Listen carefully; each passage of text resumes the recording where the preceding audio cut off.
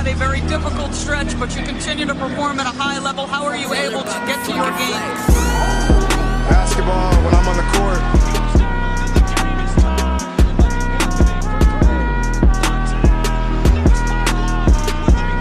Rebecca, in the future, when you interview me, can you please take off your damn heels? He said, I'll present you, provided you let me wear your heels. We'll save that for later.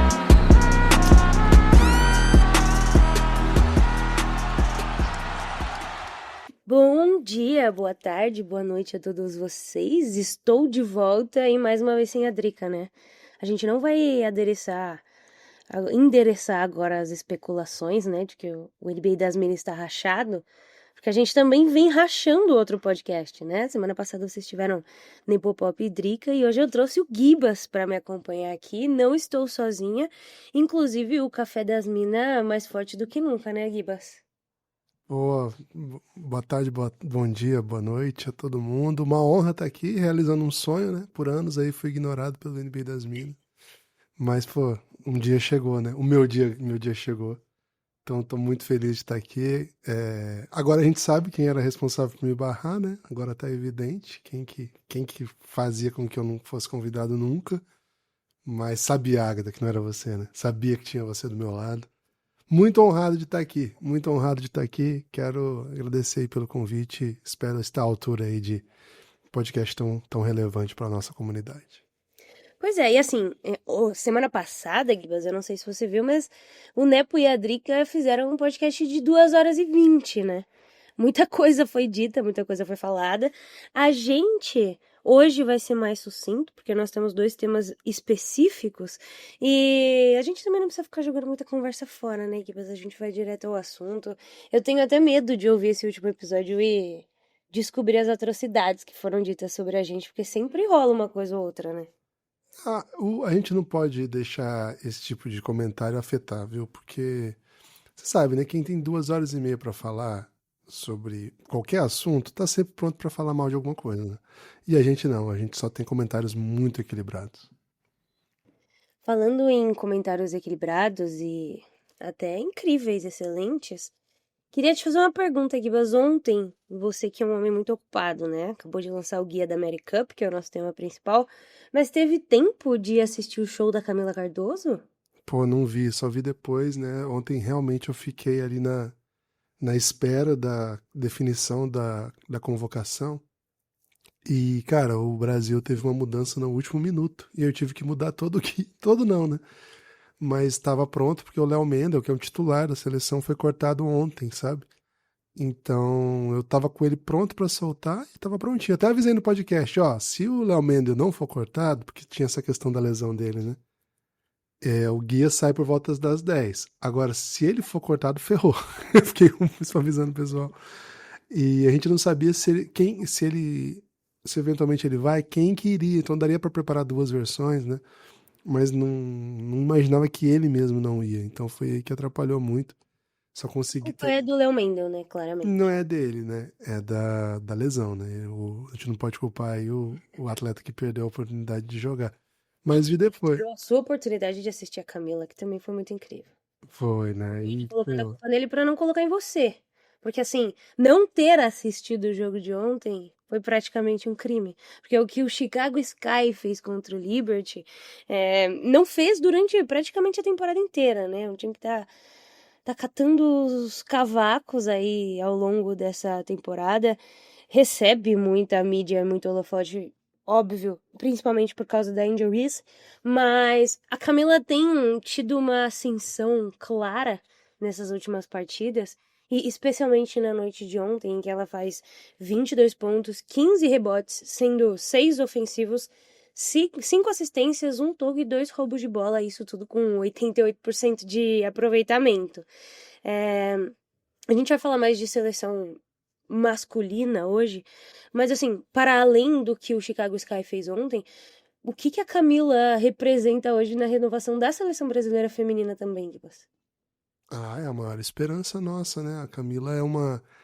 Cara, ela tá numa situação que em tese é difícil, se você parar a pensar que você tenha uma jogadora que joga na sua posição e aí acaba tendo que demandando que você joga numa posição ao lado dela, o espaçamento não é o ideal. O Angel Reese e a Camila juntas, eu sei que existe uma ideia de que pode funcionar e tal. Eu não gosto, eu acho que taticamente é um pouco redundante, o time perde muito de espaçamento e acho que a Camila não é aproveitada, sobretudo com o volume que poderia, sabe? Então, ela tá nessa situação, mas ao mesmo tempo ela é muito jovem ainda, né? Então logo vai estar numa situação em que ela é a atleta principal e acho que o rendimento dela em jogos como o de ontem vai cada vez mais reforçar isso. E para nossa seleção é o grande nome, né? É o nome que é o nosso diferencial. A gente vem de uma derrota bem dura, né?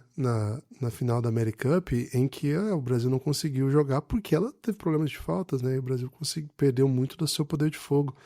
A partir da saída da Camila, ela é o nosso principal diferencial e na medida que ela se amadureça também como atleta, como entender o papel dela, né? Que às vezes é melhor não fazer uma falta, tomar uma cesta e continuar em quadra porque a gente precisa muito dela. E isso só vai vir com o tempo, com as experiências. A gente ficou muito perto de uma vaga no Mundial que a gente não tem há muitos anos já, né? Por conta desse jogo, um jogo que, pô, acho que era acessível para o Brasil, mas assim, a Camila não é o motivo da derrota, na verdade a Camila é o que tornou possível que a gente sonhasse com isso, né? Não só ela, acho que é uma geração interessante, mas ela é o diferencial. Sem ela, o nosso time tem um poder de fogo muito menor. Ela provou ontem, mais uma vez, né? Uma das melhores pivôs do mundo, ponto, assim, não é uma das melhores de calendário FIBA, não é uma das melhores jovens, ela é uma das melhores do mundo, e ponto. E o Brasil tem esse privilégio gigantesco de ter uma jogadora dessa sendo brasileira e atendendo as convocações sempre, né? Nosso futuro tá aí, acho que é o principal motivo de sonho. A gente tem muitas garotas promissoras, mas ela já é realidade, né? Muitas vezes a gente confunde um pouco promessa com algo já dado, né? E a gente tem muitas garotas que com certeza podem dar o salto, né? Claro que o maior talento das jovens é a Ayla, que é incrível, acho que também vai ser de um nível assombroso, mas a Camila já é realidade. Ela faz noites como a de ontem, aproveitamento muito alto, né? Ela é muito dominante próxima sexta. Claro que ela pode evoluir muito ainda, né? Ela é bem jovem, está na sua segunda temporada na W, então a expectativa é muito boa. A gente vai ter que jogar ainda um torneio eliminatório para o Mundial. Não é fácil, esses torneios não são fáceis, mas o Brasil tem plenas condições de conseguir vencer. E tendo a Camila, nossa chance é cada vez maior, né? Então, a seleção feminina ficou próximo das duas últimas grandes competições que enfrentou, né? O pré-olímpico que foi disputado em Belém e essa última Copa América, né? America Cup, ficou muito perto da vaga, assim, muito perto. Então, acho que vai ser. É questão de tempo, né? Questão de tempo para a seleção feminina voltar a dar a alegria que a gente merece. Essa vitória do Sky em cima do Liberty mexeu bastante com a tabela. Os times estavam parados ali nas suas posições há um tempo. O Liberty ficou muito dessa temporada em segundo lugar, mas com a derrota de ontem, e aí já somam 5 derrotas nas últimas 10 partidas, muito porque a Brianna Stewart está de fora, antes dela estava o John Cole Jones, e aí o Liberty tentou uma mudança, trazendo a Emma Messiman, também é um time absurdo, mas que não conseguiu jogar completo em muitos períodos dessa temporada, especialmente nesse final. O Liberty caiu para a 4ª posição, situação de alerta, e o Lynx também perdeu para o Atlanta Dream. É a segunda derrota seguida desse Lynx, que tá sem a Ana Fischer Collier, porque ela ainda tá lesionada, torceu o pé feio, e talvez a pior partida da Kanye Williams na temporada, né? Foram apenas 6 pontos em 3 de 14, com 5 turnovers, o que ajudou o Dream a chegar na 2ª posição, algo que elas têm feito muito bem nessa última reta e final para chegar firme. São 8 vitórias nas últimas 10 partidas. E aí um Aces também vence, né? Do Mercury, que estava em 3º lugar. AJ Wilson, um absurdo desde que ela fez aquela entrevista sobre merda. Não sei se você viu, Guipas. Ela falando que ela não ia mais tentar forçar, porque forçar o basquete é igual forçar um peido, né? Às vezes você só faz merda. E desde então o Aces está com 9 vitórias nas últimas 10 partidas, aí já tá numa run final, assim, para ser incluída nas conversas por MVP, e o Aces toma a terceira posição, deixando o Mercury na quinta, que perde o mando de quadra, inclusive, um time que esteve em segundo lugar por uma parte legal da temporada, depois em terceiro, Satou Sabali se machucou, ela voltou, mas ainda não é o Mercury que a gente se acostumou a ver durante a temporada. Você acha que o Liberty tem coragem, Ribas? Tem a astúcia ou a falta dela, né? De perder o mando de quadra, o atual campeão, né? Que tava indo muito bem, mas parece desligar em alguns momentos e tem dificuldades enormes com times que não costumam colocar dificuldade em muita gente, né? Então, comparado com o que a gente assiste de NBA, que é o que a gente produz mais conteúdo, na WNBA uma derrota custa mais, né? É diferente, assim, o peso. É quando você emenda uma sequência ruim, o Liberty está de 5 derrotas nos últimos 10 jogos. Isso já impacta uma parte relevante da temporada, né? Porque a temporada é menor. Então isso vai custando mesmo. Eu acho que cada vez mais, né, a tendência da W é que a gente veja o playoff muito equilibrado. Então é importante ter o mando de quadra, mas ele só é um ponto de partida, né? Hoje em dia, os times, assim, com as arbitragens mais profissionais, com os ginásios melhores, jogar como visitante não chega a ser assim, um grande problema. Então, se você não tem uma atleta realmente recuperada, faz mais sentido esperar um pouquinho mais. E pô, nesse nível que a W tem de jogadores de ponta em todos os times, né? O nível tá muito alto. Acho que de quando eu acompanho, assim, talvez o pool de atletas disponíveis de qualidade é muito impressionante. Em todos os times tem talento em volume, assim, né? Uma jogadora boa. Então, numa noite que você não tá com os seus principais talentos, é possível que você vai perdendo mesmo, né? Então, acho que ainda é um time que quando tá pensando em pós-temporada, tá pensando em coisas grandes, né? Tá pensando em mirar para cima. Mas pesa, né? Há uma pressão. Eu não acho que chega a ser um drama você ficar nessa situação.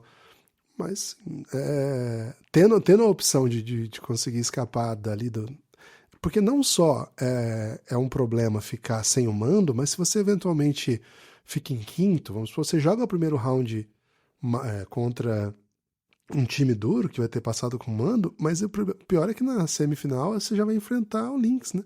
Provavelmente, né? Se o Lynx confirmar o seu favoritismo na primeira rodada. E a pancada, né? Eu acho que quando você tá tentando ser campeão, você não escolhe adversário, mas se for possível você escapar dos principais desafios logo de cara, né, é uma boa notícia. E me parece que o Lynx está num outro nível, mesmo com 2 derrotas seguidas agora, mas me parece que está jogando num nível assim, de dominância, que tem um nível de estabilidade maior. Então, acho que hoje o quinto lugar é até um pouco mais perigoso do que o sexto, né? Porque o sexto te coloca do outro lado da chave. Enfim. Qualquer um que passe pelo Lynx vai sofrer. E se cair Nova York, seria a reedição da última final. Só que dessa vez é a primeira final que vai ter 7 jogos, né? Então é uma configuração diferente e que, como você falou, demanda que as atletas estejam saudáveis. O roster é diminuído na W e perder alguém faz diferença, especialmente quando esse alguém na Fisher Collier ou Brianna Stewart, né? Seja para que lado for, essas ausências impactam e demais a possibilidade de título dos dois times que, enfim, são dados como os favoritos desde o começo da temporada.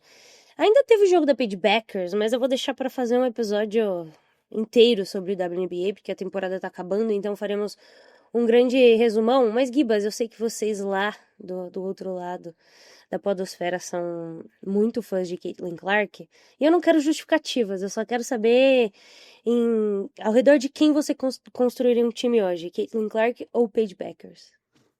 Eu sou muito fã da Caitlin, né? Por conta do arremesso de 3, assim, a possibilidade de chutar de longe. Você está dando muitas justificativas já. Ok, Caitlin. Então tá bom, estou com Paige Bueckers. E assim seguiremos nos próximos anos. Mas vamos falar do que interessa, que é... Tudo interessa, né? Tudo interessa. Pois é, tudo interessa, mas assim, do nome principal desse podcast, do motivo pelo qual o senhor veio aqui, diga-se de passagem, porque você produziu um guia maravilhoso sobre a AmeriCup, do qual eu peço perdão publicamente por ter me demorado a colaborar e aí perdi o tempo, mas te trouxe aqui de qualquer maneira. Não era um prazo muito estreito também, né? Não, tá tranquilo, tá tranquilo. Eu sou a errada dessa vez, Gui, mas eu vou assumir a culpa, especialmente porque você aceitou vir até aqui, mesmo eu sendo uma pessoa horrível. Mas enfim, você fez um guia maravilhoso, já começa falando onde o pessoal pode entender um pouco mais sobre a AmeriCup e as possibilidades do guia, né, dentro da Aurelo, e já conta pra gente sobre essas escalações, né? Você mencionou a ausência do Léo Mendel, integrou o grupo, mas não vai disputar devido a uma lesão no abdômen, né? Então já explica pro pessoal quem que vai estar nessa AmeriCup que começa amanhã, né? Pois é, uma grande novidade. A gente vai ter uma competição em que o Brasil entra com boas perspectivas, né, de título. A gente não é campeão da AmeriCup desde 2009. É a terceira principal competição hoje, né, do mundo FIBA para nós, vamos dizer assim, porque tá atrás da Olimpíada, tá atrás do Mundial, e é essa, né? Essa que tem para ganhar. Que tem troféu é essa, né? Você tem o pré-olímpico, mas o pré-olímpico é uma competição que dá vaga, né? Então dá para chamar de um troféu, embora o Brasil tenha sido campeão lá do torneio pré-olímpico de Riga. Então essa é a grande competição e o Brasil chega com boas perspectivas.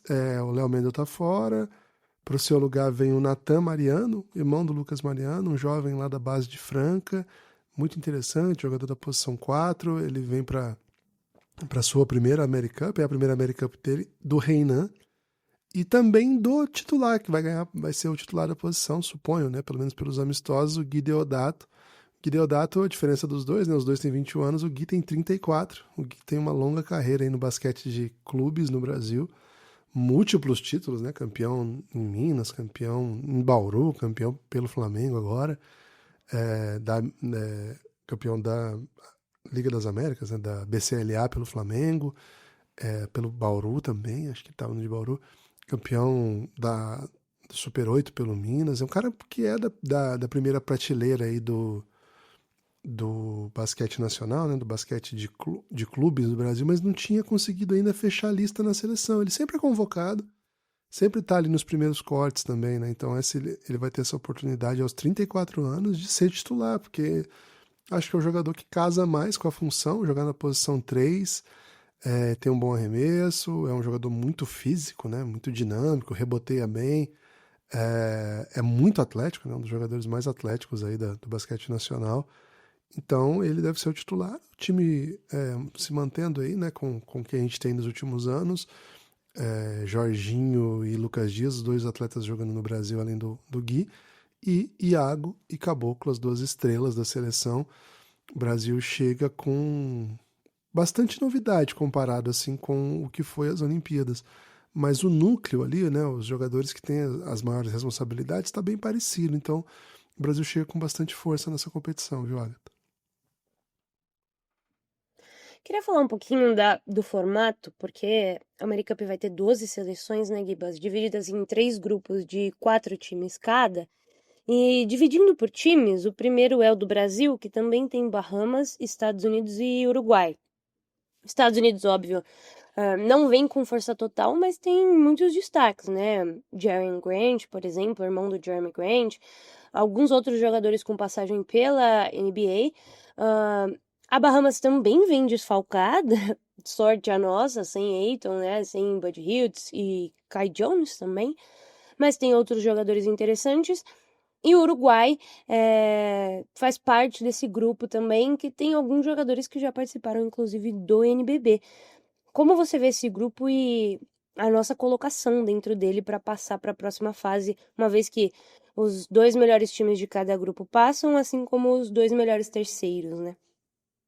Acho que o Brasil e Estados Unidos, assim, eu preciso saber como é que é esses Estados Unidos. Eu não vi ainda esse time em ação, é um time novo. A gente vai estrear ainda antes do jogo contra o Brasil, né? O jogo contra o Brasil é o segundo, então vai dar pra gente ter é o segundo? Pô, eu tô falando de cabeça aqui sem consultar. Mas o Brasil, ele é um favorito para ganhar de Bahamas e do Uruguai. E contra os Estados Unidos, assim, no papel, são bons jogadores, acho que não tem jogador ruim.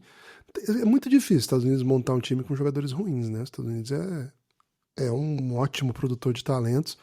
E mesmo não levando time A, B, C, D, E, F, sei lá quantos times dá para montar com jogadores de NBA, ele consegue pegar jogadores que são profissionais porque são muito talentosos, ocupam vaga de estrangeiros nas ligas que jogam, né? E ganham bons salários, são contratados para isso, né? Então os Estados Unidos montam um time desse, geralmente é isso que faz nas Americups, não é incomum fazer isso.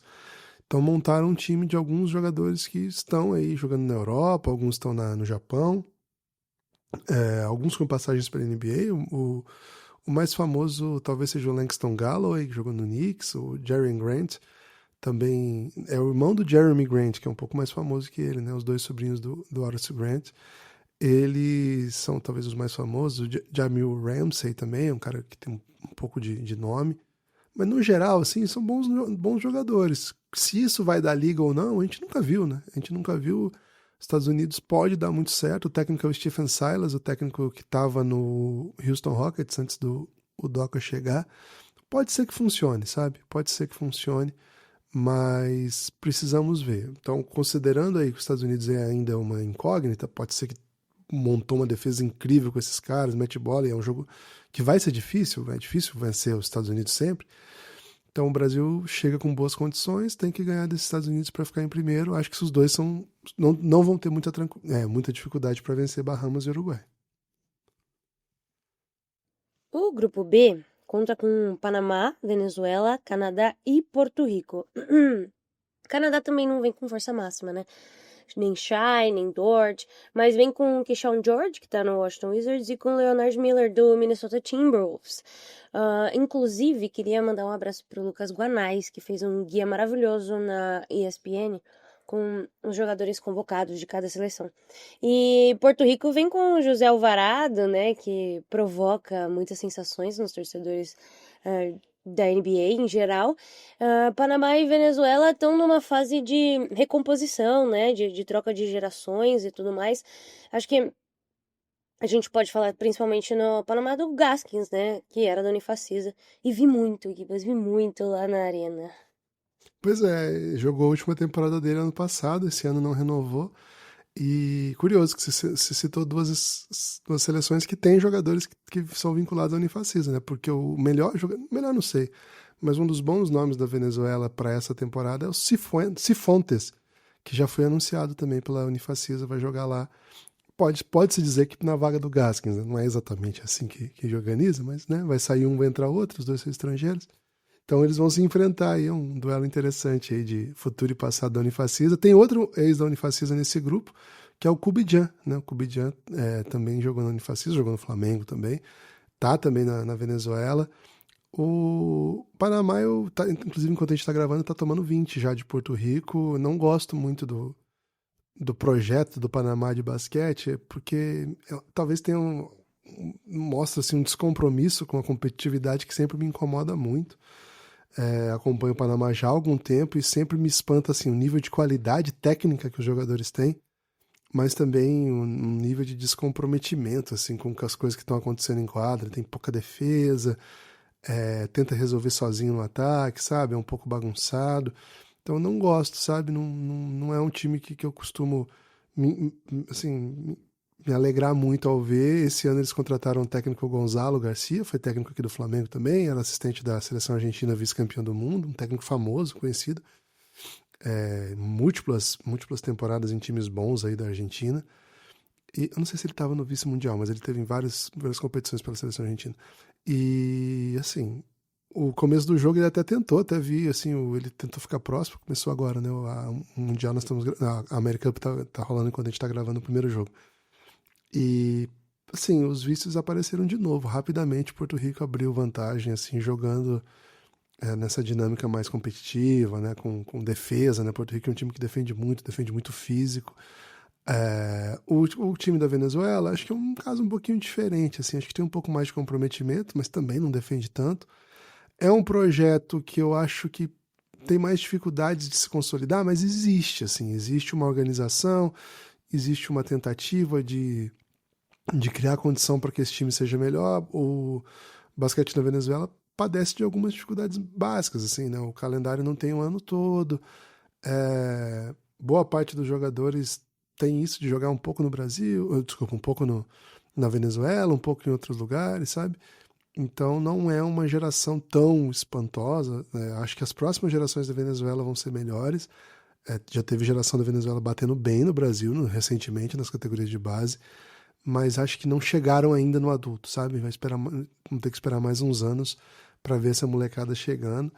Eles estão com 17 ainda, 18. Aqui, talvez no próximo ciclo a gente vai ver a Venezuela bem melhor. Mas acho um time um pouco mais sério, embora o Porto Rico pareça um pouco mais talentoso. Desculpa, Porto Rico não, é Panamá. Agora, Porto Rico eu acho uma potência, né? Porto Rico eu acho um timaço. Na minha opinião, é um favorito tanto quanto o Brasil. Acho que é favorito. Esse pré-olímpico tem 4 favoritos, na minha opinião, sendo o Brasil e Porto Rico muito, assim, bem próximos um ao outro. República Dominicana um pouquinho abaixo. E Estados Unidos, interrogação, né? Porque eu não sei o que é esse time junto ainda. Acho que são as 4 forças. Então, Porto Rico é um timaço. Um time muito bom, muito interessante. Para você ter uma ideia, Agatha, o Porto Rico, para chegar às Olimpíadas, eliminou simplesmente Lituânia e Itália no seu grupo, sabe? Não é fácil fazer isso, cara. E o que o Alvorado joga pela seleção é impressionante. E não é só ele, né? É um time que é físico, que corre, que mete bola, que tem compromisso. Gosto bastante desse time de Porto Rico, viu? Acho que é um forte candidato ao título. Passam Porto Rico e Canadá?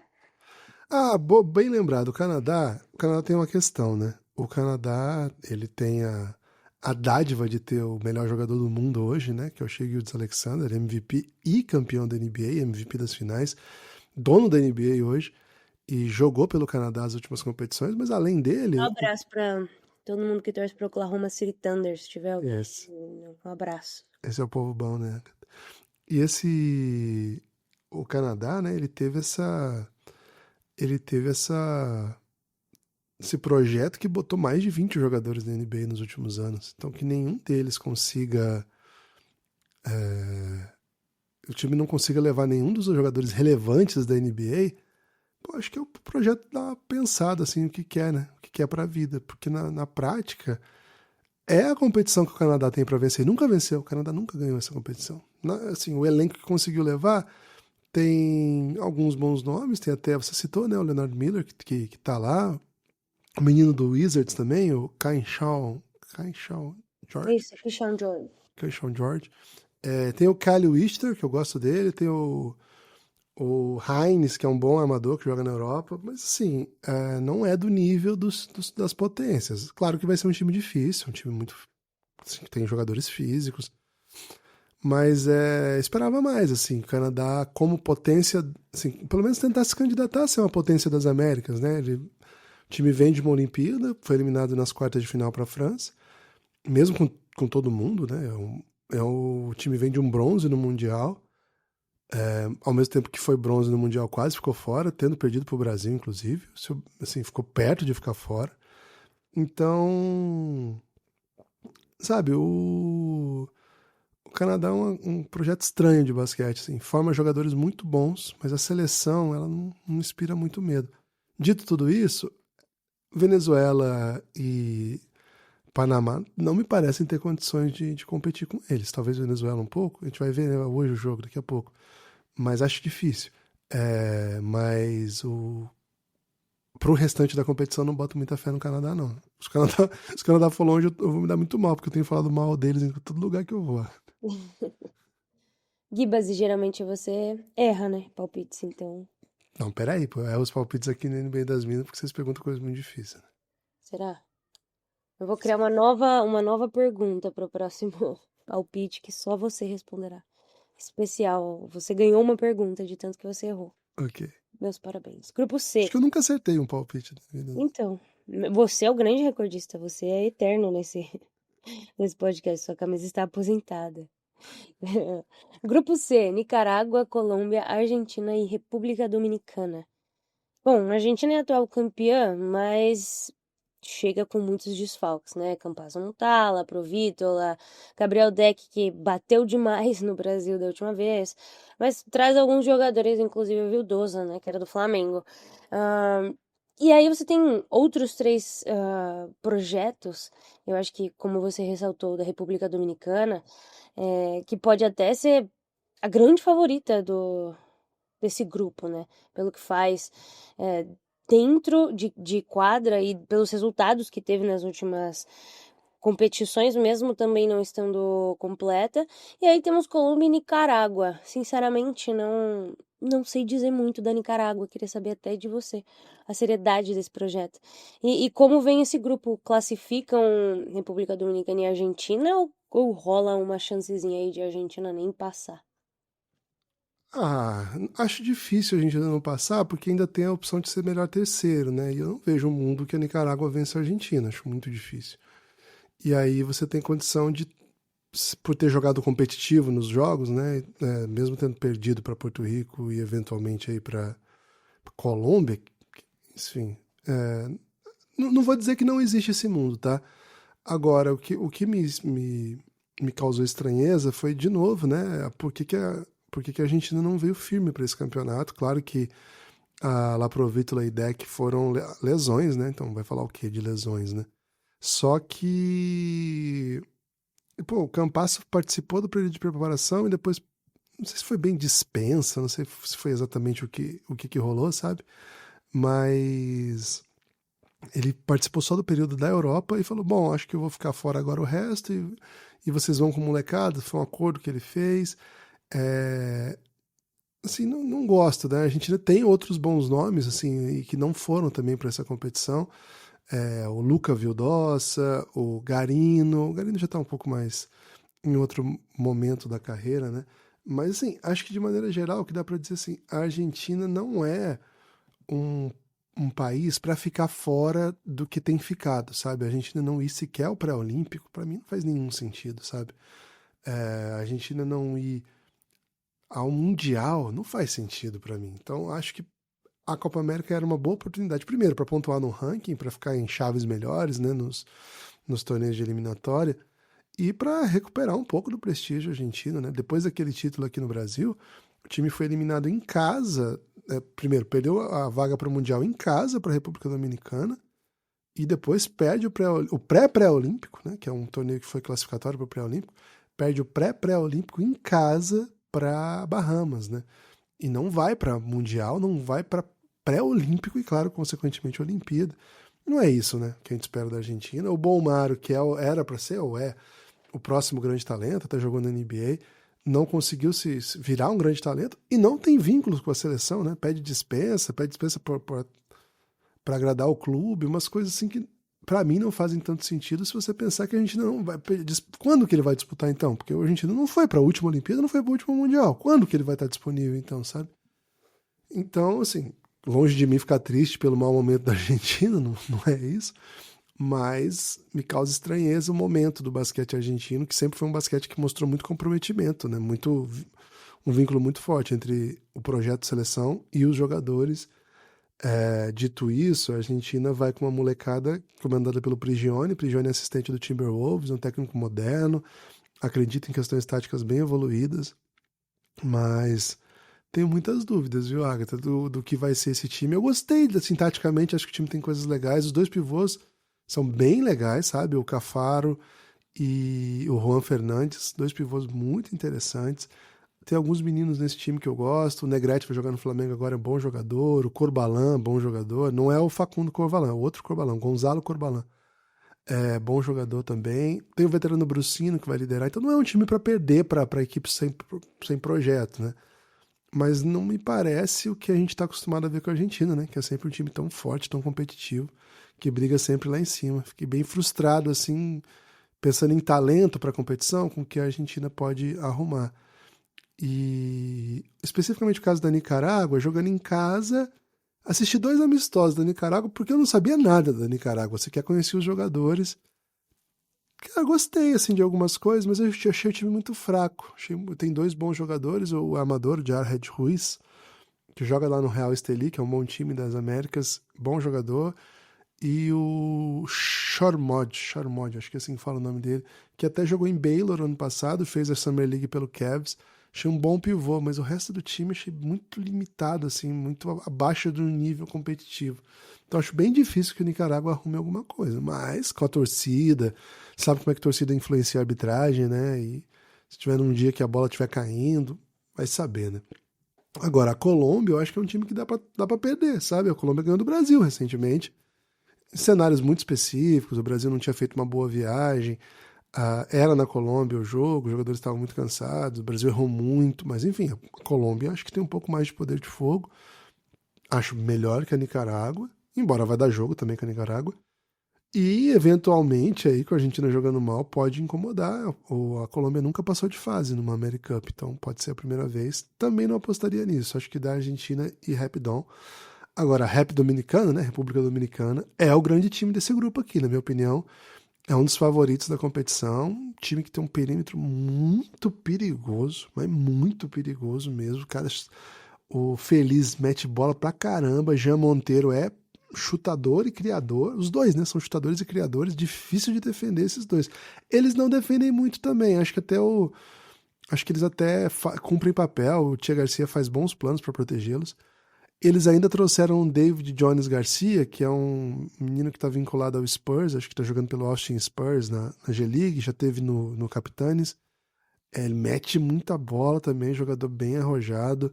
Tem outros bons nomes ali, é um projeto para ficar esperto esse da República Dominicana.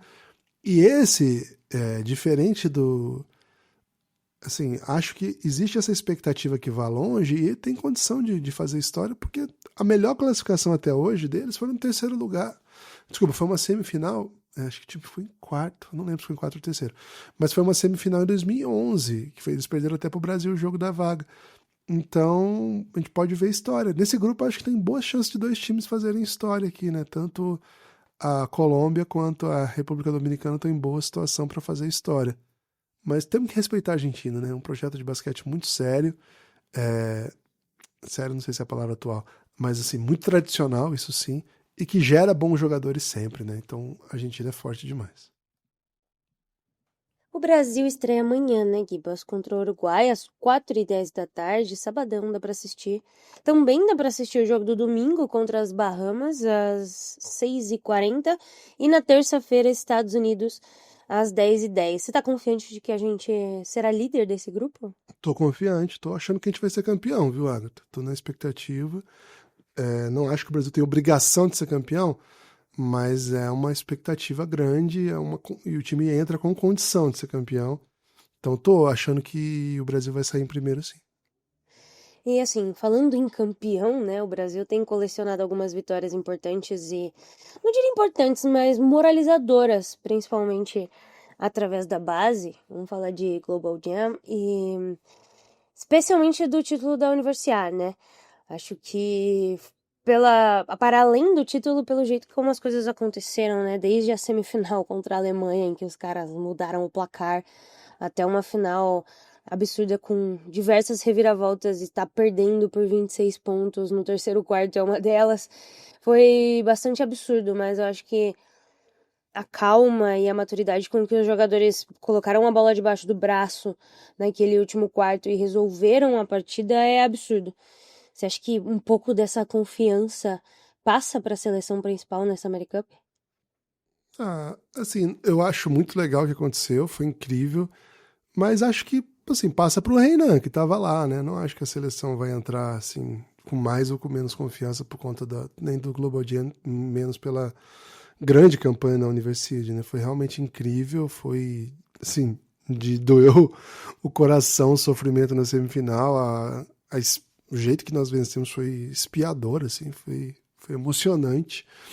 Não acho que chegue na seleção principal, não. Agora, há um bom humor na torcida, né? Há uma coisa meio generalizada de que estamos batendo nos Estados Unidos e tal. É um nível diferente, é uma competição que o Brasil precisa precisa confirmar um favoritismo de ter dois grandes jogadores no elenco. O Brasil não vai ter alguns nomes importantes da sua seleção, né, do seu pool de jogadores, vamos dizer assim. Então, acho que não por isso, sabe? Acho que há um bom momento, há esse rancor de ter perdido no Brasil. Acho que é essa coisa que é legal jogar pela seleção. Esse time tem essa vontade de jogar e teve ótimas experiências já, né? A última janela acho que a última janela foi a melhor janela de assistir basquete torcendo pela seleção, sei lá, nos últimos 15 anos, talvez 2011 foi tão legal quanto. E 2009 antes dessa, sabe? Então é uma geração que se divertiu muito jogando pela seleção. E vencer é contagiante, né? Então acho que seria muito importante para o nosso basquete uma vitória aqui, para deixar o Iago feliz de vir sempre. Ele já falou, né? Tá falando em entrevista pra gente que sempre vai pela seleção, só não vai vir se estiver machucado. Ele falou, se eu estiver na China, eu dou um jeito de ir, sabe? Eu vou para onde, qualquer jeito. Caboclo, gostar de jogar pela seleção. Então, são caras que, pô, os outros times não estão conseguindo levar os seus melhores, né? E os caras toparem, chegarem, se prepararem para isso, acho que é um sinal positivo. E eu acho que é embalado nesse movimento que foi a última janela que eles chegam muito motivados, sim. É o que vai mobilizar esse time. Agora, tem o Natan, que jogou o Global Jam, né? Que foi pro elenco. E tem o Reinan, que jogou a Universidade, né? Então, esses dois, com certeza, estão se sentindo totalmente indomáveis, né? Maravilha, estamos obviamente ainda com o nosso treinador Petrovic, né? Uma grande história de reconciliação com a seleção brasileira. Última pergunta, Gibas, para a gente finalizar. Você acha que ele voltou diferente nesse novo ciclo com a seleção? Existe talvez uma abertura maior para trazer jogadores mais novos, mudar um pouco o formato da seleção em alguns aspectos, e por isso também parece que a seleção está se desenvolvendo de uma forma melhor? Ele já levava muitos jovens, né? Ele levou o Gui, bem novinho, o Gui Santos. Ele levou o Iago, bem novinho. Levou outros jovens que acabaram não virando, né? Mas acho que ele gostava disso. Ele sempre gostou de estrear jovens. Então, nesse caso, acho que ele sempre deu moral. Mas acho que o time joga um pouco diferente, sim. Acho que tem mais a ver com os jogadores, sabe? Claro, com o andamento do basquete, né? Já faz bastante tempo desde a última vez. O basquete em 2025 é diferente daquele, né, de 2019, que foi a última passagem dele. Foi isso? 2019? Foi, né? Já são 6 anos, o basquete já mudou bastante. E o próprio perfil dos jogadores, né? Se você tem um armador como o Iago, você vai ser mais agressivo. Se você tem chutadores no time que estão matando bola, você vai tentar, né, aproveitar isso. Tem o Lucas Dias, tem o Léo Mendel, né? Agora vai ter o Gui. Se você tem um pivô igual o Caboclo, você vai pedir para ele fazer roll, ser agressivo nos dois lados da quadra, vai poder ser um pouco mais ousado nas trocas de defesa, sabe? Então, acho que é um pouco mais resposta do Petrovic para o nosso contexto. Claro que tem influência também do banco, né? O Thiago Splitter foi um assistente dele, tem muito vínculo com o NBA, acho que certamente influencia muita coisa ali. Mas assim, acho que o Petrovic ele tem de muito... E é uma coisa impressionante, a gente que está sempre conversando nos bastidores, né, com os profissionais do basquete, ele é muito querido pelos jogadores. Os jogadores gostam de estar com ele, sabe? Gostam de estar no ambiente com ele. E isso acaba influenciando também, porque os caras jogam com mais leveza, né? O que o Brasil fez naquela final de Riga, que, pô, tacava pra cima, a bola caía, aquilo ali é um time que tem que estar muito confiante, muito leve, sabe? Então, acho que tem muito mérito também ali no trato dele, no jeito que ele lida com os caras. Os caras gostam de jogar pra ele. Isso é um grande privilégio para um técnico, né? Gibas, muitíssimo obrigado por vir aqui. Eu prometo que você virá mais vezes, tá? E Ô, Agatha, eu finalizar acho com- que no meu comentário lá sobre os playoffs Picture da W, eu dei uma chapada, eu fiz como se fosse um pacote geral, eu não fiz por conferência, né? Fui no flow aqui de olhar a tabela reta e eu acho que eu meti esse engano aí, faço uma errata aí. Mas o argumento é o mesmo, tá? Acho que pra playoff a história é outra, que era o argumento central, né? Que agora tudo bem perder uns joguinhos. Só queria fazer essa errata, se eu falei, porque eu fiquei comentando aqui durante. Mas tá certo, porque não vai dividir por conferência de qualquer modo, né?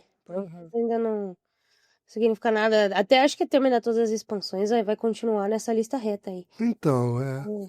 Então, Mas assim, bem do jeito que você falou, você tá certo, cara. tá, só queria, assim, eu não sei se eu falar alguma coisa errada ali, não é um comentário que eu tô sempre fazendo, se eu fizer eu peço desculpas, é uma liga que eu tenho muito carinho, assinei o pacote aí nos últimos 2 anos, tenho tentado ver muitos jogos, mas como disse a Agatha, né, eu sou, pô, quando a Caitlyn não joga, eu vejo um pouco menos, e ela tá muito tempo fora esse ano, né, mas é um pouco isso, Agatha, eu tô muito nesse sentimento, assim, de que, cara, cada vez mais, eu acho que a gente vai ver isso na NBA também, né? Cada vez mais eu acho que os times vão usar a temporada regular meio nessa, assim, sabe? De tocar, né? No... Vamos ver até onde vai. E a pós-temporada é onde nós vamos entregar tudo, né? Então acho que nessa reclassificação aí. Então eu falei certo, então, né? Eu achei que na minha cabeça eu tinha falado, eu tinha confundido as organizações aí. Tá tudo certo. Inclusive, Então tira minha errata. retire, e a sequência dos playoffs vão ser melhor de 3, melhor de 5 e melhor de 7. Então, enfim, configurações que fazem a diferença no final das... Primeira vez que é melhor de 7? Sim, primeira vez. Inclusive, falando em assistir, Giba, se te faltava motivos, sábado farei Liberty Dream às 3 horas da tarde, valendo vaga direta, né? Confronto direto aí. Hora do Brasil. E no domingo, Lynx e Fever, às 8 horas da noite, com a provável volta da Caitlin Clark, diga-se de passagem, porque houveram algumas movimentações, o Fever dispensou uma jogadora que é o movimento que precisava fazer caso ative a Caitlin Clark para voltar.